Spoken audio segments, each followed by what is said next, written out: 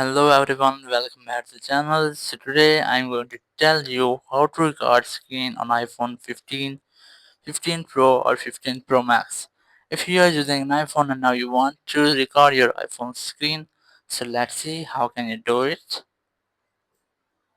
For this, first you have to scroll down your control panel and here you have to add the screen recording feature on your iPhone. So here's a plus icon. Just tap on it, and after doing this, here's the option of add a control.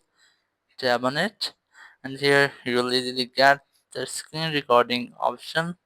Tap on it, and then it will be added to your control center. After doing this, just tap on an empty place, and here you just have to press and hold it, and then this pop-up will be show. You just have to tap on start recording, and it will start it recording your iPhone screen. And now if you want to stop the phone's recording, so just press on this icon and then tap on stop, and then it will easily stop.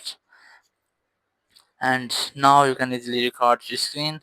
When you're ready, you just have to scroll down your control panel, and here you just have to tap on this icon, and then it will start recording your iPhone's screen.